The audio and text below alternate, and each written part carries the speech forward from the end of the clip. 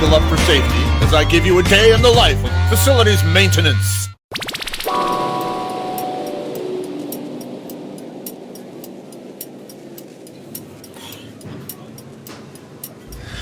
What we have is a cracked tank. See, that crack runs all the way down on the bottom. And yeah, this toilet no longer works so good.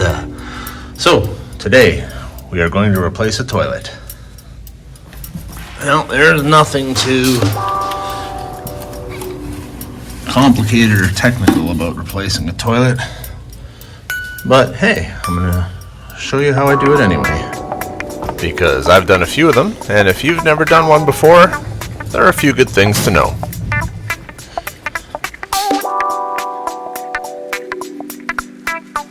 Probably the most difficult part of all of this is just simply access, you know? And things like all the water there. And while it goes without saying, I'll say it anyway. Before you remove your toilet, make sure you shut off the water supply and disconnect the supply line.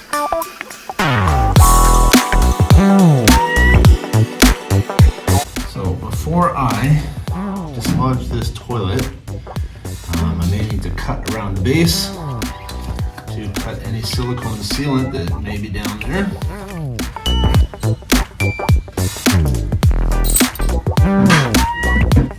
Quite literally got a sponge and a 5-gallon pail.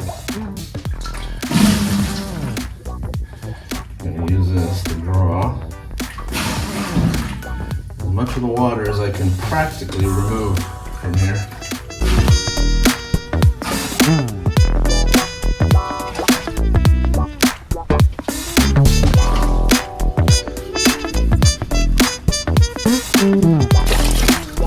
Just like that. Pretty much got as much as I'm going to take out of here now.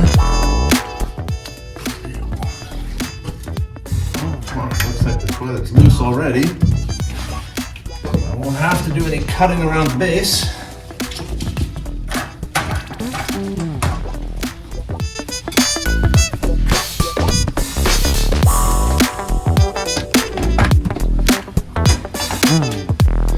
There we go. It's out.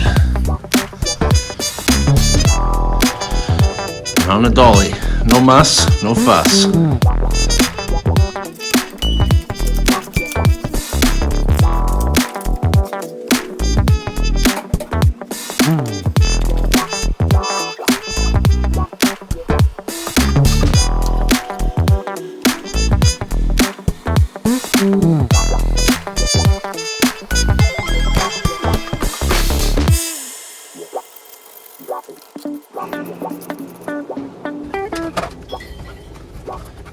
We have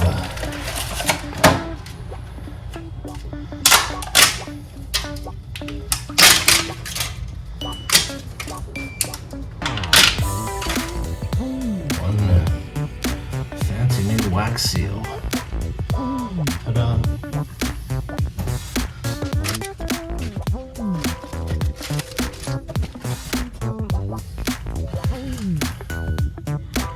We have some studly new closet bolts. Right, let's bust our toilet base out of the box that it's in.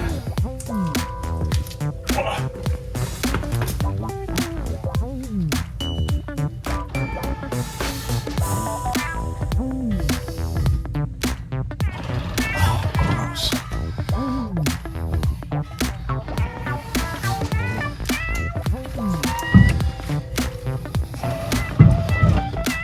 That noise you hear is well, let me show you.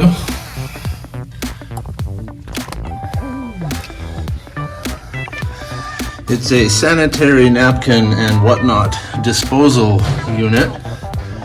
Every time my head comes close to it, it opens up.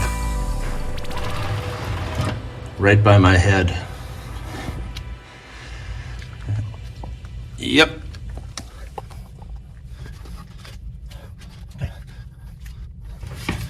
Bulls are telling me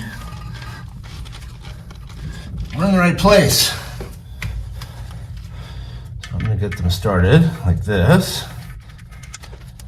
Get those down. Now I'm using my body weight on this toilet to make sure it's seated. And I'm making sure that it is straight.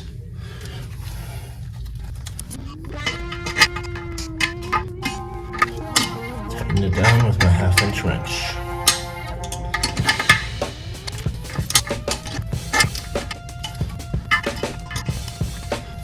Now, you don't want to over tighten these bolts for risk of cracking your porcelain base. At the same time, you don't want them too loose either. You have to compress that wax seal a little bit so that it actually makes a seal. But the compression is going to happen when you put your body weight on the toilet and squish everything down. And then tightening these up just sort of make sure it stays where you put it.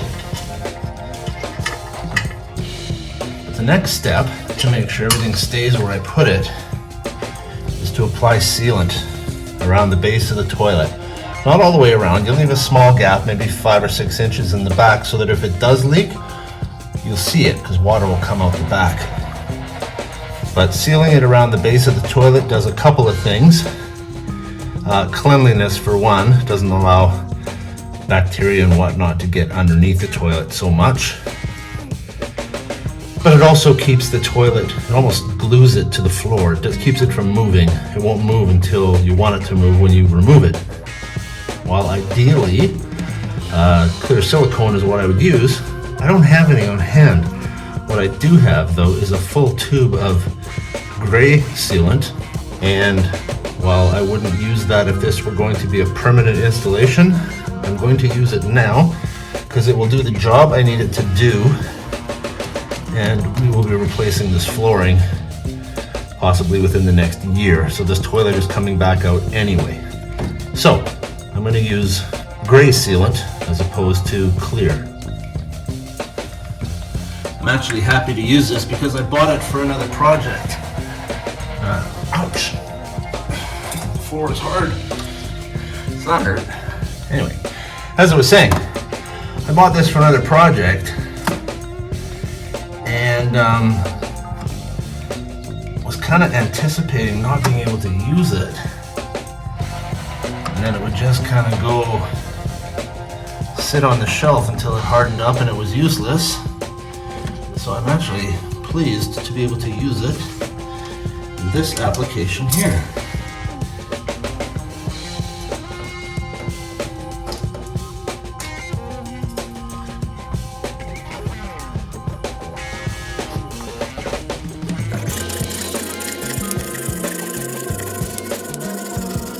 While I'm down here, before the tank is on and I have easier access, the last thing I'm going to do is just attach my supply line. Now it's a compression fitting, which means that it doesn't have to be super tight.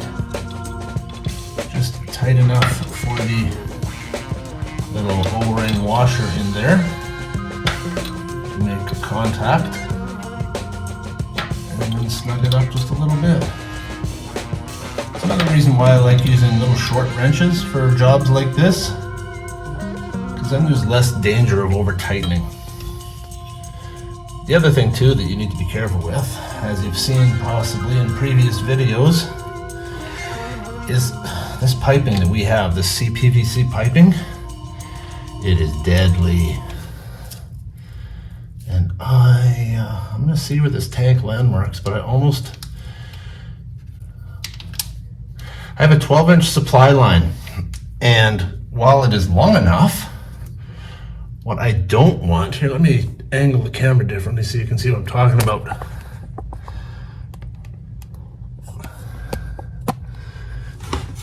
You see that? Yeah. So here's my 12-inch supply line.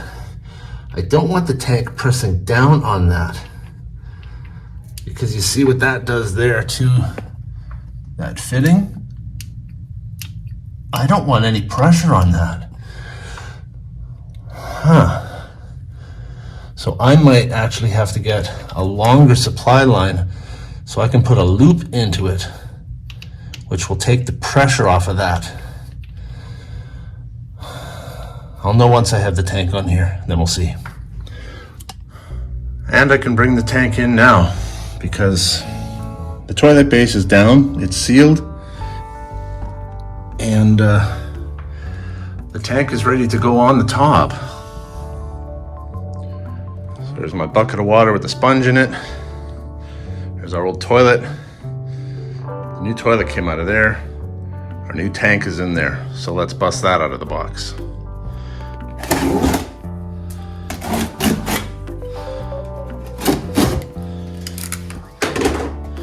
Now, I do not know if it came with seals or anything. I guess we'll find out. There's our lid. There's our tank. What do we got? We got some literature. Yes. We have everything we need right there. It's got that new car smell. New seal, just like that.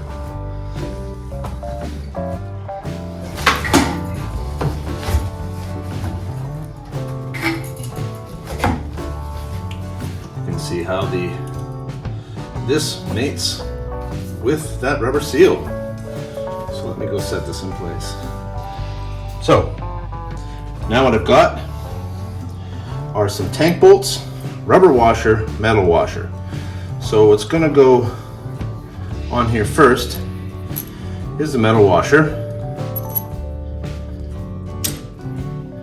and the rubber washer. Now this is ready to be dropped in the tank. Same with the other one. Metal then rubber.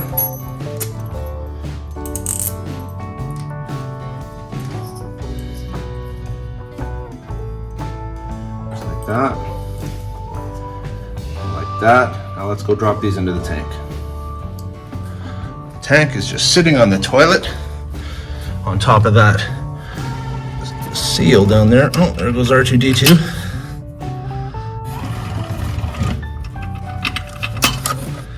Okay, just like that.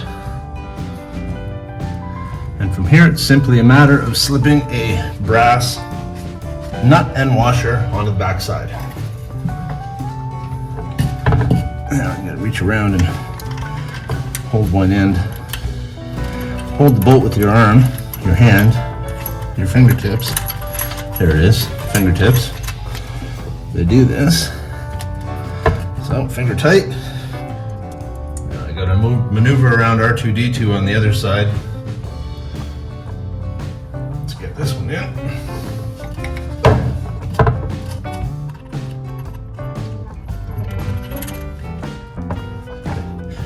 Those are finger tight. Interestingly enough, they are metric.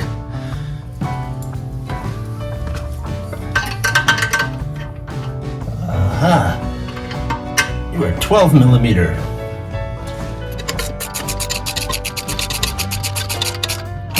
And how tight do you make this? Well, tight enough so it doesn't leak. How does that sound?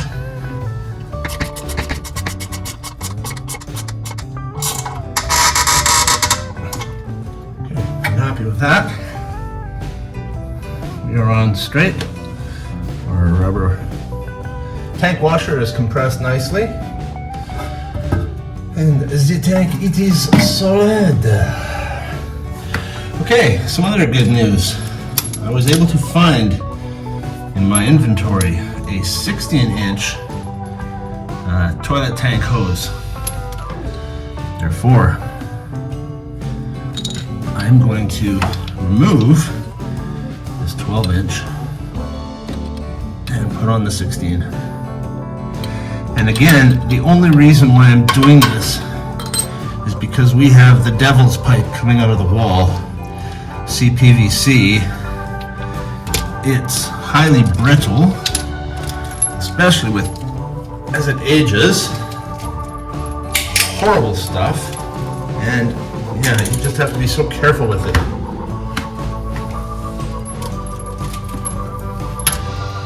So what I'm hoping to be able to do with this 16-inch line is to put a curl in it, a loop, which will take some of the pressure off the supply line stubbing out of the wall.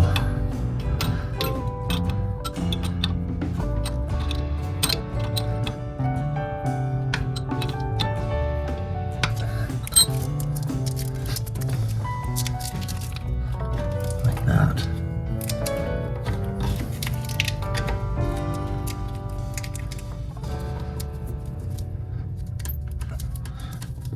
Now, I'm going to say a little better than finger tight is probably all I need.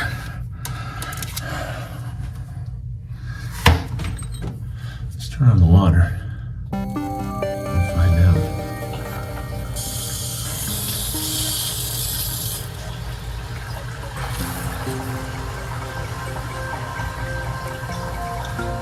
Nope, not seeing any leaking down here.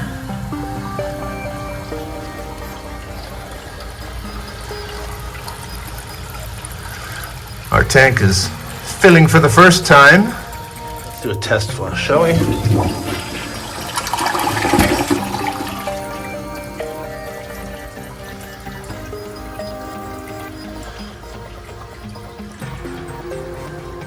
Okay, everybody's nice and dry. That's great. And I'm happy with this too. You can see how I can wiggle it both up and down. That means this loop is taking the tension off of here. If I would have used the 12-inch supply line, it would have been pushing down on this, and I just don't trust that. And all that's left is to put on the seat.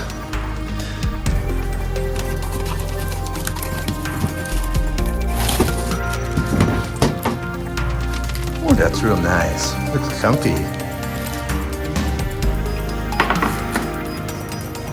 You can see why my friend Andrew, who is a plumber, likes this seat. This is nice hardware. It's heavy duty. A lot of products that you buy these days are just cheap plastic. And no, not this. These are solid. I like them. They will stand up.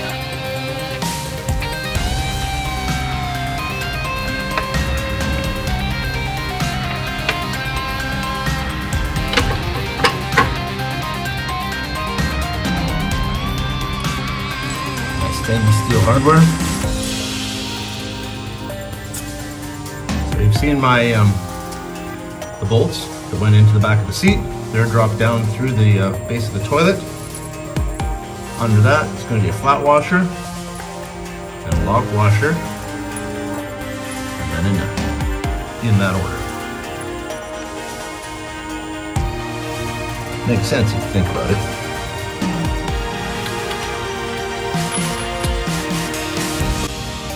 You have to employ a certain amount of dexterity to not drop everything on the floor while you're trying to get it all in there.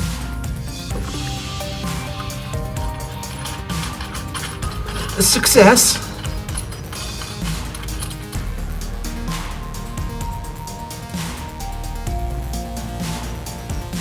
And a certain amount of ambidexterity, because you use your right hand on the right side and your left hand on the left side.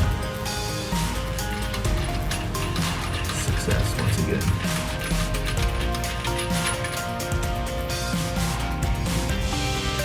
What I like about these, once positioned, you can crank them tight, which will prevent the wobbly seat syndrome, which we all hate. Nobody likes the wobbly seat syndrome.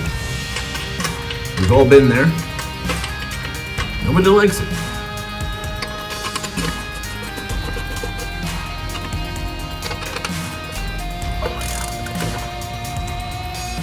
Oh, that's tight. Yeah. Oh, heck, that seat is not gonna wobble. No. So there we are, rocking and rolling with a new toilet. That was a pretty simple, short video, especially compared to the last one. But I appreciate you taking the time to watch. Thanks very much. See you next time.